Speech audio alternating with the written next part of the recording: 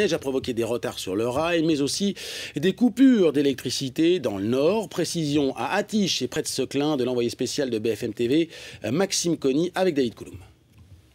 22 000 foyers sont toujours privés d'électricité pour la région Nord-Pas-de-Calais, 8 000 du côté de Maubeuge et puis 14 000 ici dans la périphérie, la grande périphérie sud de l'île. Vous l'avez dit, Seclin ici, cette commune d'Attiches dans laquelle nous nous trouvons. Alors les plus désappointés ce matin sont les commerçants, le boulanger qui n'a pas pu ouvrir, qui n'a pas pu travailler cette nuit, la pharmacie avec le visage de la pharmacienne juste à côté de nous, plutôt désappointé ce matin. Du côté des habitants, eh bien on essaye de prendre la chose quand même avec philosophie, parfois même le sourire. Je vous propose d'écouter cette dame que nous avons rencontrée tout à l'heure. Elle est au micro de David Couloum. Comment fait-on pour vivre sans électricité? Sa réponse.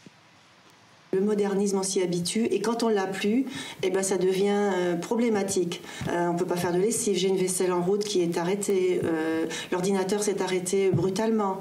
C'est pas bon. Enfin, il y a plein de choses comme ça. Et des petits gestes de tous les deux qu'on fait régulièrement, d'allumer un bouton électrique, bon, on n'a pas de courant. On a voulu fermer les volets, pas de courant.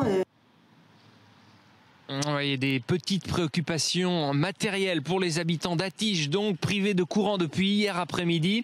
Principale préoccupation, c'est le chauffage, évidemment, surtout, et puis également le congélateur. On a même vu certains habitants brancher des adaptateurs sur leur moteur de voiture pour que leur appareil et leur congélateur soient toujours alimentés. Et puis à l'instant, on apprend que le retour à la normale, ce sera ce soir. Il y a déjà donc cette amélioration. 70 générateurs ont été installés dans la région pour venir en aide, évidemment, à la population toujours privée d'électricité.